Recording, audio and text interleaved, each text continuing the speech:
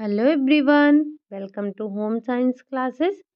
Home science classes में आपका स्वागत है। कैसे हैं आप? आशा करती हूँ अच्छे होंगे, खुश होंगे, मस्त होंगे और पढ़ाई कर रहे होंगे। तो आपको पता है हम पढ़ रहे हैं सीडी यानी कि बाल विकास। तो बाल विकास में हमारी जो यूनिट चल रही है वो चल रही है गर्भावस्था की। कल की क्लास में हमने क्या देखा था? तो कल की क्लास में हमने देखा था गर्भावस्था के लक्षण और समस्याएं, यानी कि साइन क्या होते हैं और प्रॉब्लम्स क्या-क्या आते हैं।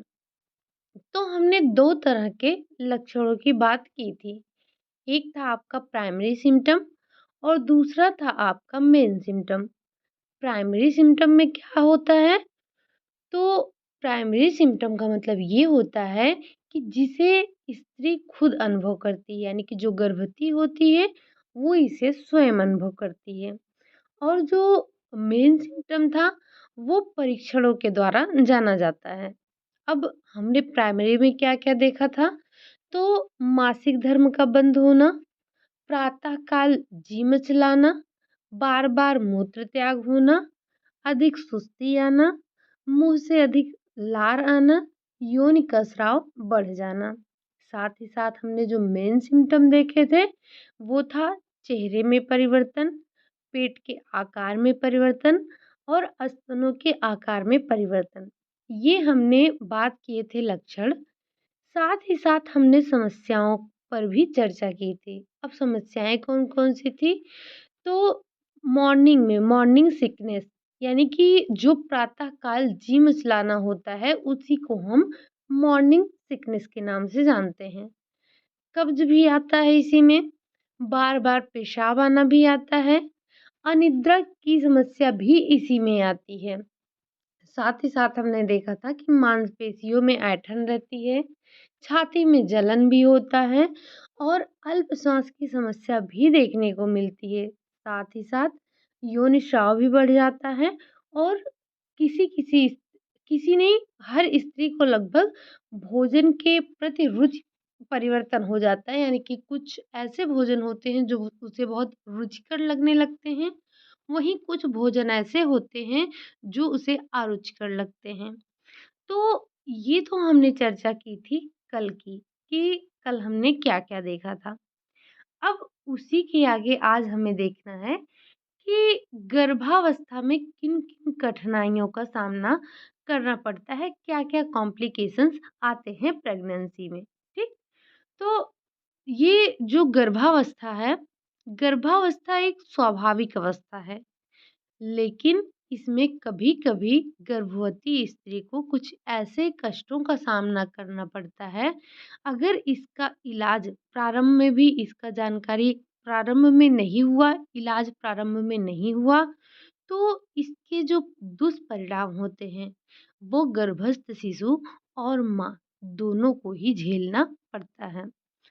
तो प्रारंभिक अवस्थाओं में ही इनका अगर जो गंभीर हैं, इनकी गंभीर जटिलताओं को जानकर अगर इनका उपचार कर लिया जाता है, तो अच्छा होता है। अब ये कठिनाइयाँ कौन-कौन सी हैं? तो सबसे पहले हम बात करेंगे गर्भकालीन विषाक्तता। गर्भकालीन विषाक्तता, उम्मीद है कि आप सबने इसके बारे में सुना ही होगा, कोई बहुत नई बात नहीं है, ठीक? तो एक बार हम देखते हैं ये गर्भकालीन विषाक्तता है क्या?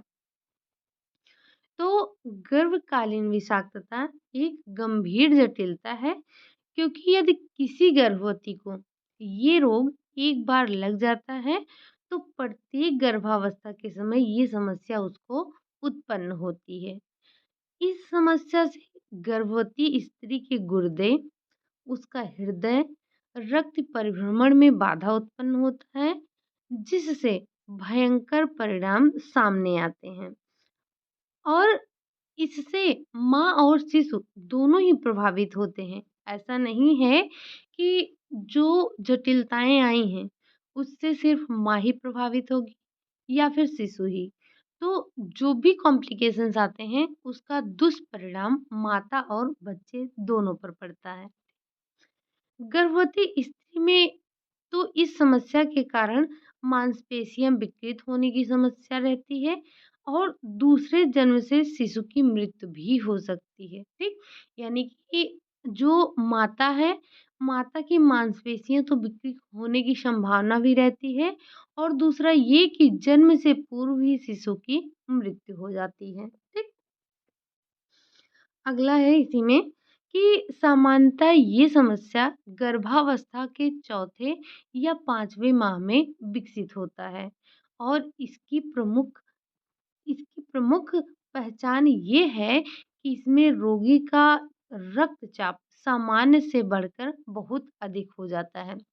यानी कि ये समस्या आपको इसमें से आपको क्या पॉइंट ध्यान रखना है? पॉइंट पॉइंट आपको ये ध्यान रखना है कि जो ये अ, विषाक्तता हो रही है, गर्भकालीन विषाक्तता हो रही है, ये किस माह से प्रारंभ होता है? तो किस माह से आपने देखा? तो ये सामान्यतः चौथे और 5वें माह में विकसित होता है। साथ ही साथ आपको ध्यान रखना है कि इसकी पहचान ये है कि स्त्री का जो रक्तचाप है, वो बहुत ज़्यादा बढ़ जाता है। यानी कि एक तो बढ़ता ही सामान्य से थोड़ा बढ़ता है, लेकिन जब गर्भकालीन विषाक्तता होती है, तो ऐसे में जो रक्तचाप है, वो बहुत ज़्यादा बढ़ जाता है। ठीक? अब ये जो गर्भकालीन विषाक्तता है, ये 2 प्रकार की होती है। कौन-कौन सी? एक होती है तीव्र यानी कि एक्यूट, दूसरी होती है दीर्घकालीन यानी कि क्रोनिक। तो ये जो तीव्र और दीर्घकालीन विषाक्तता है, इसमें हम सबसे पहले देखेंगे तीव्र विषाक्तता के बारे में। तो इसमें कुछ पॉइंट आपको ध्यान रखने हैं। सबसे पहले तो समझते हैं तीव्र विषाक्तता का अर्थ क्या है? तो तीव्र विषाक्तता रोग की तीव्र अवस्था होती है और यह अवस्था दूसरे माह के अंत से या फिर तीसरे माह के प्रारंभ में होती है। इसकी भी दो इसकी भी 2 अवस्थाएँ हैं। आपको ध्यान रखना है ये 2 अवस्थाएँ कौन-कौन सी हैं? यहाँ से आपसे क्वेश्चन पूछा जाता है। तो अभी तक जो हमने देखा उसमें सबसे पहले आपको ध्यान ये रखना है कि ये जो समस्या उत्पन्न होती है दीर्घकालीन, इसमें क्या-क्या होता है। तो इस समस्या की वजह से जो मांसपेशीय विकृत है वो माँ का होता है और दूसरा ये हो जाता है कि शिशु जन्म से पहले ही उसकी मृत्यु हो जाती है। और ये 2 प्रकार का होता है। ये मतलब जो गर्भकालीन विषाक्तता है ये दिखाई कब देता है या विकसित कब होता है? तो चौथे से 5वें माह होता है। अब ये जो तीव्र विषाक्तता है, ये क्या होता है? तो ये दूसरे माह के अंत या फिर तीसरे माह के प्रारंभ से होती है। अब हम आगे देखेंगे कि जो अभी हमने बात की इन 2 अवस्थाओं की, यानी कि जो आपका तीव्र विषाक्तता है, इसकी भी 2 अवस्थाएँ हैं। कौन-कौन सी? प्री एक्लम्प्सिया और एक्लम्प्सिया, ये दोनों नाम ध्यान रखिएगा क्योंकि यहाँ से क्वेश्चन पूछे जाते हैं। अब प्री एक्लम्प्सिया क्या होता है? सबसे पहले हम समझते हैं प्री एक्लम्प्सिया के बारे में, देन हम देखेंगे कि एक्लम्प्सिया क्या होता है, ठीक? तो अगर चर्चा करें प्री एक्लम्प्सिया की, तो ये क्या होता है, ठीक? प्री एक्लम्प्सिया ये समस्या 30 वर्ष की आयु से जो 30 वर्ष से अधिक आयु की स्त्रियां हैं, उन स्त्रियों को अधिक होता है जो मोटी होती हैं, निर्धन होने के कारण जिनकी उचित देखभाल नहीं होती है या नहीं हो पाती है। तो सबसे पहले ये समस्या जो 30 वर्ष से अधिक आयु की स्त्रियां हैं, उनमें देखने को मिलती है, जो मोटी होती हैं और जिनकी देखभाल यानी कि गर्भावस्था के समय की बात हो रही है, ऐसे सामान्य देखभाल की नहीं, यहाँ हम बात कर रहे हैं गर्भावस्था के दौरान की, ठीक? तो ये उनको हो जाता है। जुड़वा बच्चे होने पर भी ये स्थिति आ सकती है। कौन-सी? प्री एक्लेम्प्सिया की, ठीक? इस विषाक्तता के लक्षण दूसरे या तीसरे माह में प्रकट होते हैं। आपने देखा अभी कि जो तीव्र विषाक्तता है, तीव्र विषाक्तता कब दिखाई देता है? तो दूसरे माह के अंत से या फिर तीसरे माह के प्रारंभ से, ठीक? तो ये जो प्री एक्लेम्पसिया है ये कब दिखाई देता है? तो ये आपको दूसरे या तीसरे माह में प्रकट होने लगता है। यदि रोग की जानकारी प्राप्त हो जाए तो माँ और गर्भस्थ शिशु दोनों की रक्षा की जा सकती है। यानी कि अगर आपको जानकारी मिल जाए कि किसी गर्भवती स्त्री को प्री एक्लेम्पसिया है, तो इसकी जो रोकथाम है वो की जा सकती है। अदरवाइज़ जच्चा और बच्चा यानी कि माँ और जो गर्भस्थ शिशु है दोनों को कठिनाइयों का सामना करना पड़ता है। यहाँ तक कि जो गर्भस्थ शिशु होता है उसकी मृत्यु भी हो जाती है, ठीक? तो ये हमने देखा कि प्री एक्लेम्पसिया क्या होता है। अब हमें ये देखना है कि इसके लक्षण क्या-क्या होते हैं। तो जो ये आपका प्री एक्लेम्पसिया होता है, इसमें सबसे पहले उच्च रक्तचाप देखने को मिलता है, हाइपरटेंशन। तो उच्च रक्तचाप में क्या होता है? उच्च रक्तचाप इस समस्या का सबसे प्रमुख लक्षण माना जाता है। यानी कि अगर कोई गर्भवती उच्च रक्तचाप की शिकार है, तो उसमें प्री एक्लेम्पसिया हो सकता है। यदि उसका रक्तचाप 130 से 180 130-80 से अधिक है, जैसे कि 130-80 मेगाहर्ट्ज़ जो होता है उससे अगर अधिक है और गर्भवती स्त्री के सिर में भी दर्द है, साथ-साथ चक्कर भी आ रहा है, उसे अचानक से ऐसे वमन से होना, ये सारे क्या होते हैं? लक्षण होते हैं। अगर ऐसा लक्षण देखने को मिल रहा है, तो गर्भवती स्त्री को चिकित्सक के पास ले जाना चाहिए। उसे प्री एक्लेम्पसिया हो सकता है, ठीक? तो ये हमने देखा पहला लक्षण। अब आगे क्या लक्षण हो सकते हैं? तो ये सारे प्री एक्लेम्पसिया के ही लक्षण हैं, ठीक? कई बार लगातार वमन। अगर उच्च रक्तचाप के साथ दिन में कई बार लगातार वमन हो, तो उसे प्री एक्लेम्पसिया का संकेत मानकर उसे आपको तुरंत डॉक्टर के पास ले जाना चाहिए, ठीक? ये तो रहा उसका दूसरा लक्षण। अब तीसरे लक्षण पर हम ध्यान देते हैं, तो मूत्र में प्रोटीन आना। मूत्र में प्रोटीन का आना एक गंभीर लक्षण है, क्योंकि इससे गुर्दे को हानि पहुंचती है, गुर्दे का नुकसान होता है। अगर अगर मूत्र में प्रोटीन की मात्रा सामान्य मात्रा से अधिक हो, तो तुरंत डॉक्टर से सलाह लेनी चाहिए, डॉक्टर को दिखाना चाहिए, ठीक? अगला लक्षण क्या हो सकता है कि सूजन आना। सामान्य गर्भावस्था में गर्भाशय के भार के कारण पैरों में सूजन रहती है। ये आपने हर स्त्री के देखा होगा। लेकिन अगर ये सूजन हाथ-पैर के साथ-साथ चेहरे पर भी दिखाई दे, तो इसको एक प्रॉब्लम समझना चाहिए। ये कॉम्प्लिकेशंस होते हैं, ठीक? तो इनको जो है डॉक्टर को दिखाना चाहिए। वरना हमें क्या लगता है, जैसे जब पैर में सामान्य सूजन है तब कोई दिक्कत नहीं है। लेकिन अगर पैर, हाथ, चेहरे इन सब पर भी सूजन दिखाई दे रहा है, तो ये हो ना हो कठिनाइयों का ही आगमन हो रहा है, ठीक?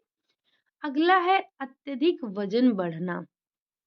अत्यधिक वज़न गर्भकालीन अवस्था में गर्भस्थ शिशु के विकास के कारण धीरे-धीरे माँ के भार में वृद्धि होती है। एक बार मुझे कमेंट करके बताइएगा कि गर्भावस्था के दौरान एक जो स्त्री होती है वो कितना वेट गेन करती है, यानी कि उसका भार कितना बढ़ता है, ठीक? तो हमने क्या बात की कि गर्भावस्था के कारण यानी कि गर्भकालीन अवस्था के कारण गर्भस्थ शिशु का भार जो होता है उसकी वजह से, मतलब जो गर्भस्थ शिशु होता है उसकी वजह से धीरे-धीरे माँ के भार में वृद्धि होती है। लेकिन ये भार में ये वृद्धि अन्य लक्षणों के साथ तीव्र गति से हो, तो ये भी आप प्री एक्लेम्पसिया का एक लक्षण मान सकते हैं और इसका उपचार कराना ज़रूरी हो जाता है। अब हमने ये तो देख लिया कि क्या कि प्री एक्लेम्पसिया में कौन-कौन से लक्षण दिखाई देते हैं। अब हमें समझना ये है कि हम उसको क्या कर सकते हैं, उसका उपचार कैसे करते हैं। तो प्री एक्लेम्पसिया में आप कुछ उपचार कर सकते हैं, जैसे गर्भवती स्त्री के वजन, मूत्र और रक्तचाप का परीक्षण करना चाहिए। अगर ये चीज़ें बढ़ी हुई हैं, तो समझना चाहिए कि ये इसको कठिनाई है, यानी कि प्री एक्लेम्पसिया की कठिनाई हो सकती है। अगला क्या कर सकते हैं? तो अगला गर्भवती स्त्री को बिस्तर पर पूरा आराम करने देना चाहिए। उसको सादा, सुपाच्य और कम नमक वाला भोजन देना चाहिए।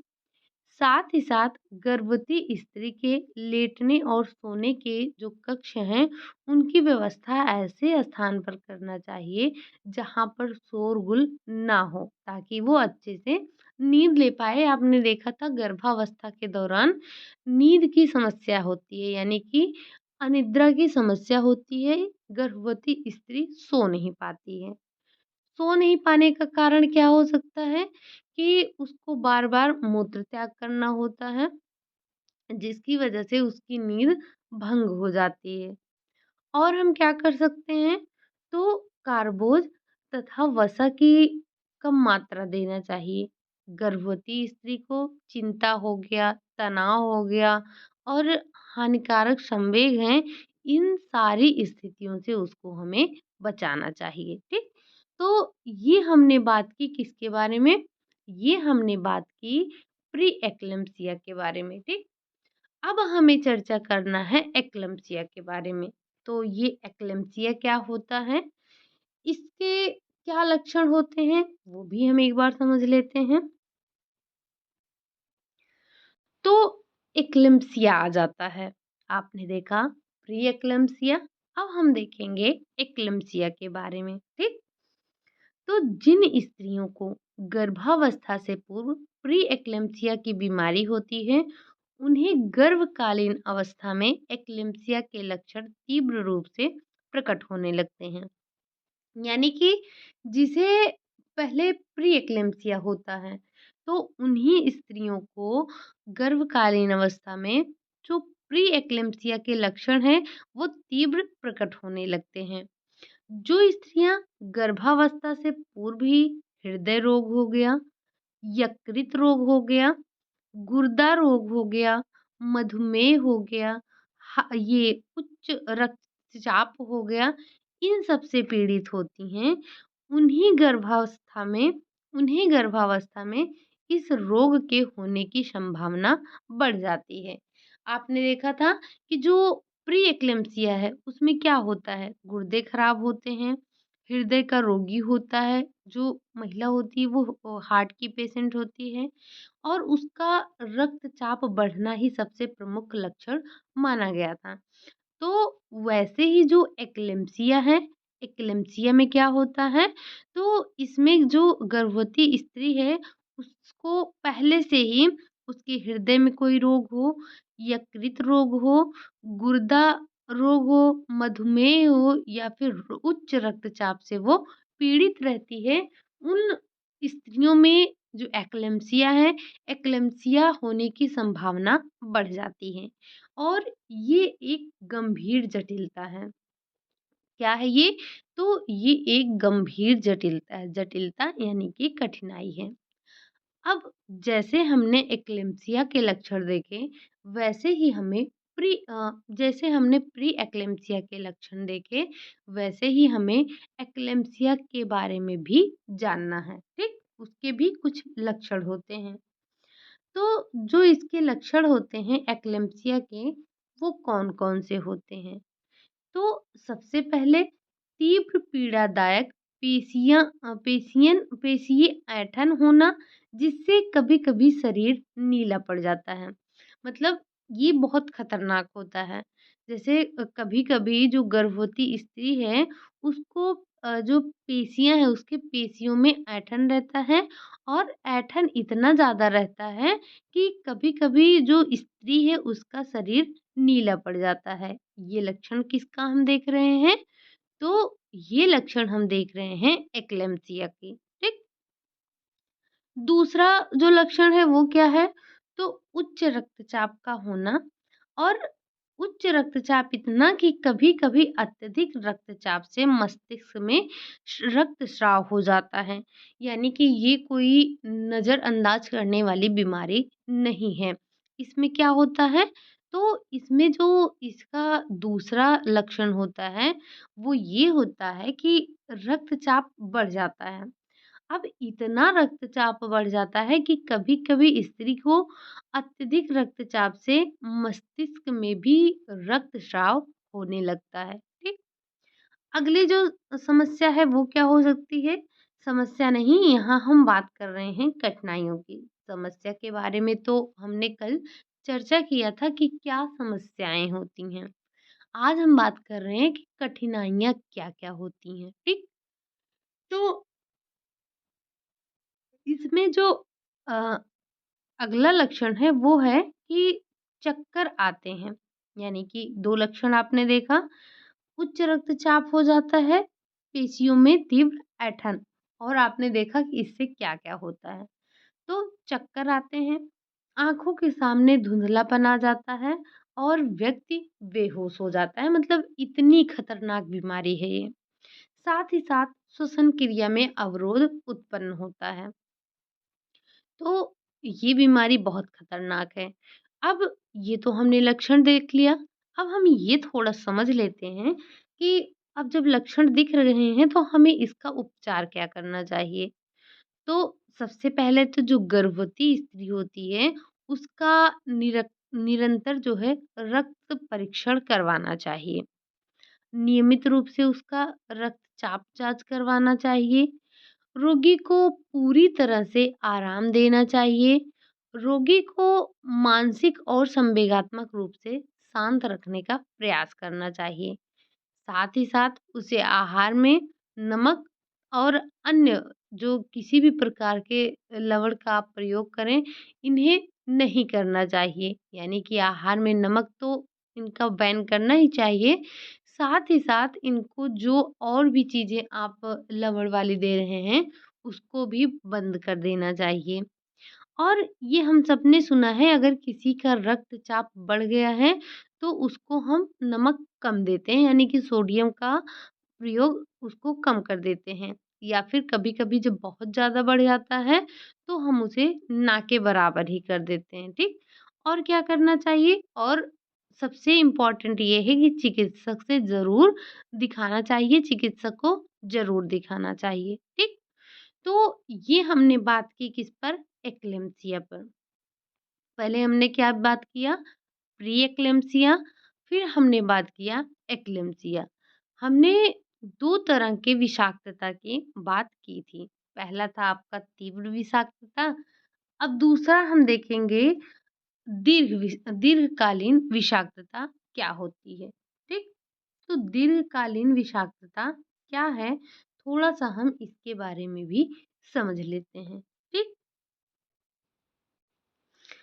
जो स्त्रियां गर्भावस्था से पूर्व उच्च रक्तचाप से पीड़ित होती हैं, उनमें ये विषाक्तता उत्पन्न हो जाती है। कौन सी? तो दीर्घकालीन विषाक्तता। यदि उनका रक्तचाप 150 से 100 हो जाता है, मेगाहर्ट्ज़ हो जाता है, तो उनके तो उनके साथ ही निम्न लक्षण दिखाई देते हैं।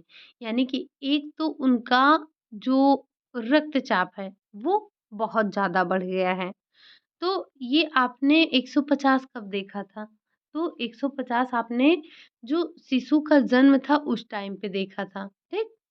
तो अगर ये रक्तचाप 150 बढ़ गया है, तो इसके साथ में आपको जो लक्षण दिखाई दे रहे हैं, वो क्या हैं? शरीर में कँपकँपी, अत्यधिक पसीना आना, सिर दर्द, ये सारे लक्षण प्रकट होते हैं।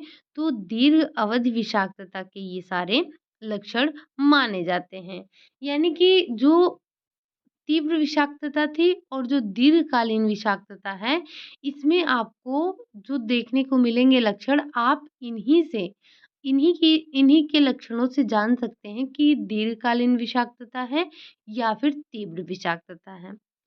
अब दीर्घकालीन विषाक्तता में रक्तचाप बढ़ने के साथ-साथ उसके शरीर में कँपकँपी हो, अत्यधिक पसीना आए, सिर दर्द हो, तो क्या पता चलता है कि ये व्यक्ति दीर्घकालीन विषाक्तता से पीड़ित है।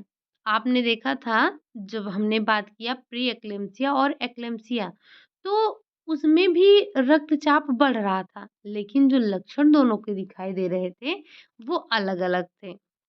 जैसे जो हमने प्री एक्लेम्पसिया में देखा तो उसमें रक्तचाप तो बढ़ ही रहा था, साथ ही साथ कई बार लगातार वमन हो रही थी, मूत्र में प्रोटीन आ रहा था, सूजन आ रहा था, वजन अत्यधिक बढ़ रहा था। तो ये लक्षण था प्री एक्लेम्पसिया का। लेकिन एक्लेम्पसिया में क्या देखा आपने? तो एक्लेम्पसिया में आपने देखा था तीव्र पीड़ादायक मांसपेशियों में दर्द होता है, ऐंठन होती है, रक्तचाप तो बढ़ ही जाता है, चक्कर भी आता है, आँखों के सामने धुंधलापन-सा छा जाता है और श्वसन की क्रिया में बाधा उत्पन्न होती है। और दीर्घकालीन विषाक्तता में क्या देखा आपने? कि शरीर में कँपकँपी रहती है, अत्यधिक पसीना आता है, सिर दर्द होता है, ये सारे लक्षण जो है वो प्रकट होते हैं, ठीक? तो अब ये जो लक्षण प्रकट हुए हैं, इसके कुछ उपचार भी तो करने होंगे। तो उपचार कैसे होता है? तो इस रोग का जो उपचार होता है, यानी कि जो दीर्घकालीन विषाक्तता है, इसका उपचार प्री एक्लेम्पसिया के समान ही होता है। रोगी को नियमित रूप से वही जाँच वगैरह करवाना और उसको पूरी तरह से आराम देना। साथ ही साथ उसके जो रोगी के मानसिक और संवेगात्मक रूप से उसको शांत रखने का प्रयास करना चाहिए और उसके जो खान-पान है उस पर ध्यान देना चाहिए। तो ये होता है दीर्घकालीन विषाक्तता के उपचार होते हैं और लक्षण भी आपने देखा। तो इन लक्षणों से क्वेश्चन पूछे जाते हैं। यहाँ से आप मुख्य रूप से एक्लेम्पसिया और प्री एक्लेम्पसिया को ध्यान रखिएगा। अब ये तो थे विषाक्तता, यानी कि गर्भकालीन विषाक्तता क्या थी? तो गर्भावस्था की कठिनाई थी। अब इसी कठिनाई में रक्तहीनता आता है, यानी कि एनीमिया आता है।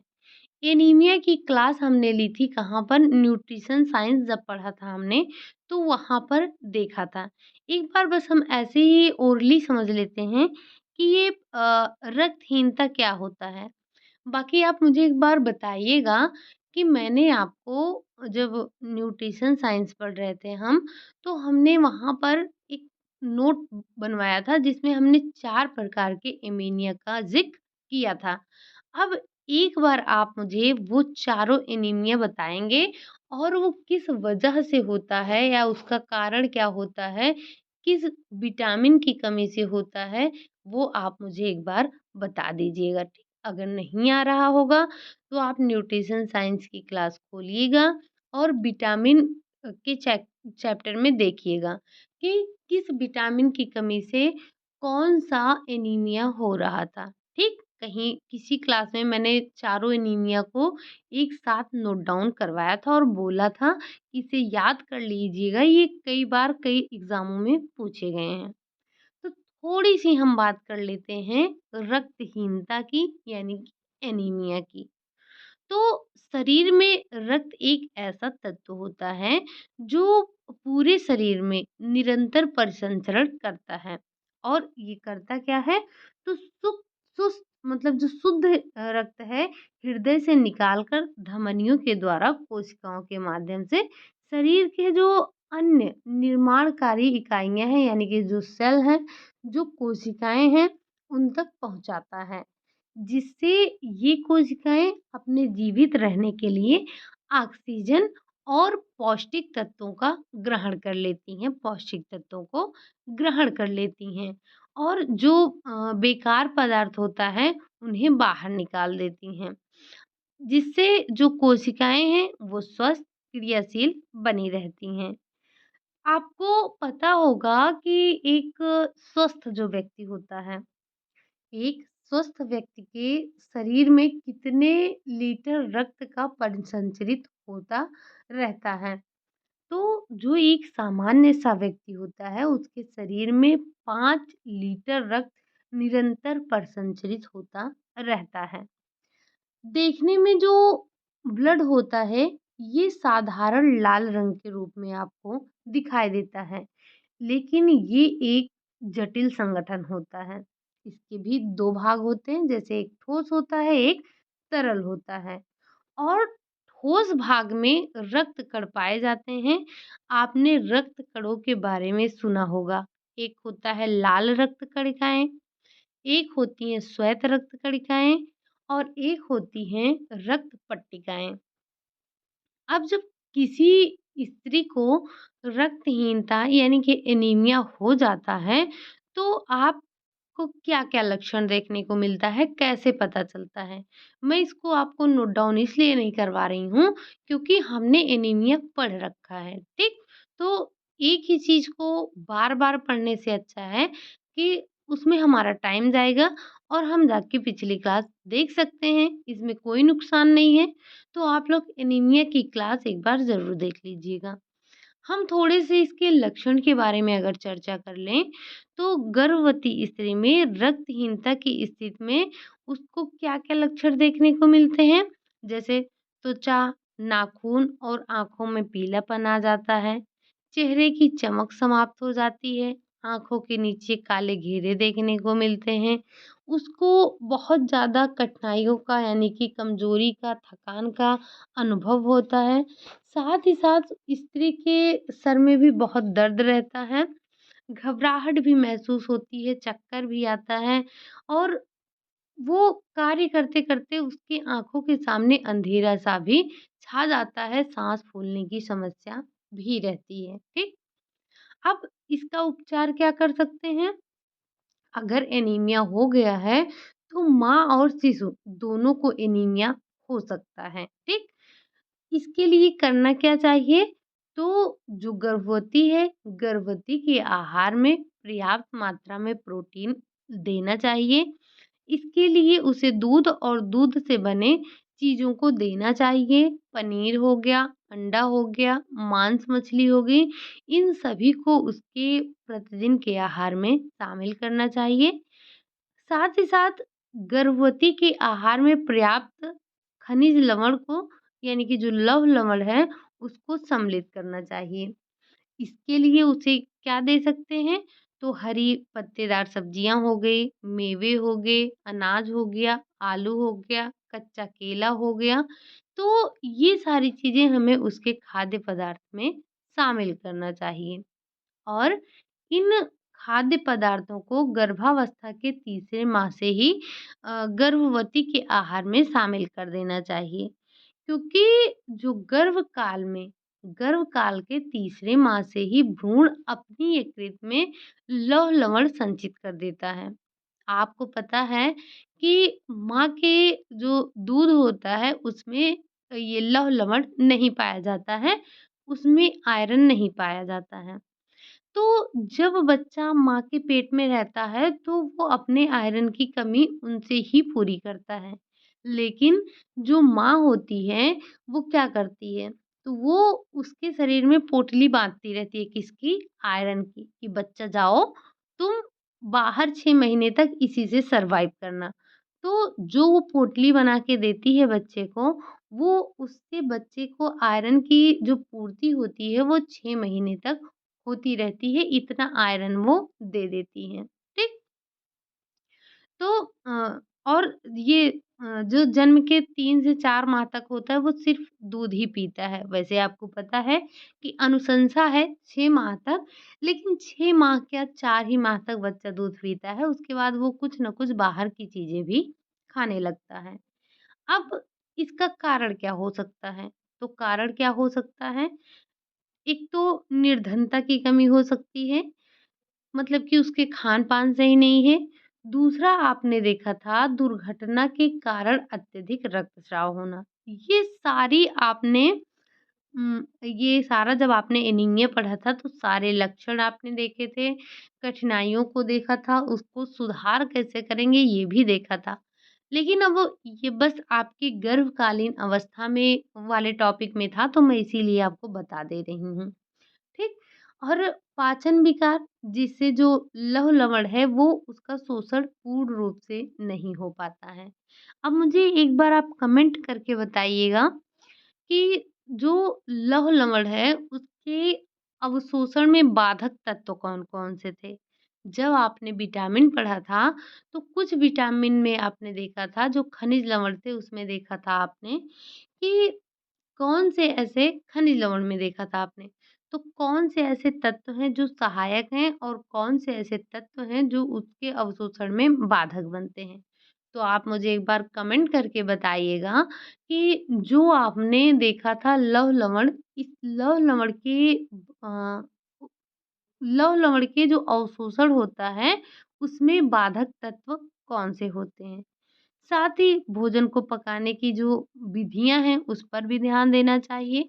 गर्भावस्था से पूर्व में रक्तदान किया हो, पेट में कोई कृमि ना हो, तो ये सारे कई लक्षण हो जाते हैं।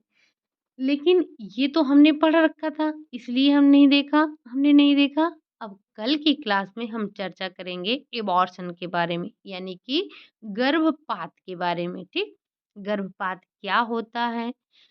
यदि गर्भपात हो जाता है तो लक्षण क्या होते हैं? गर्भपात के प्रकार पर भी हम चर्चा करेंगे, क्योंकि यहाँ से भी क्वेश्चन आते हैं। और जो मैंने एनीमिया के बारे में बताया, ये एनीमिया आपको वहाँ पर देखने को मिलेगा न्यूट्रिशन साइंस में, वहीं से आपसे क्वेश्चन बनते हैं, ठीक? तो ये आज के लिए बस हम यही इतना रखेंगे। आज की हमारी क्लास थोड़ी छोटी थी। आज की क्लास में हमने क्या-क्या डिस्कस किया? तो आज हमने ये गर्भकालीन अवस्था की कठिनाइयों के बारे में डिस्कस किया। सबसे पहले हमने क्या देखा? तो सबसे पहले हमने तीव्र विषाक्तता देखा। तीव्र विषाक्तता भी 2 प्रकार की है। कौन-कौन सी? एक प्री एक्लेम्पसिया और एक्लेम्पसिया। हमने एक्लेम्पसिया के लक्षण देखे, साथ ही साथ हमने प्री एक्लेम्पसिया के भी लक्षण देखे, उपचार भी देखा, हमने समझा। अब दीर्घकालीन विषाक्तता क्या है? तो हमने इस पर भी चर्चा किया। आज की हमारी जो गर्भावस्था की कठिनाई थी, वो समाप्त हो गई। अब कल की क्लास में हम देखेंगे गर्भपात, क्योंकि यहाँ से भी आपसे अच्छे खासे क्वेश्चन पूछे जाते हैं। तो बस आज के लिए यही इतना रखेंगे। क्लास आपको कैसी लगी? अगर अच्छी लगी हो तो लाइक कर दीजिएगा, चैनल को सब्सक्राइब भी कर लीजिएगा, साथ ही साथ कमेंट ज़रूर कीजिएगा। जब आप कमेंट करते हैं तो पढ़कर मुझे बहुत अच्छा लगता है। तो कमेंट करने में सिर्फ़ 4 से 6 सेकंड जाता है, तो उसे कमेंट ज़रूर कर दिया कीजिए।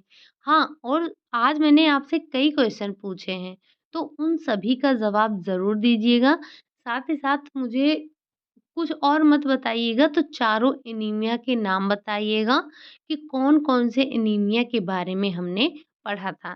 साथ ही साथ लौह लवण के बाधक तत्व भी बताएँगे आप मुझे, ठीक?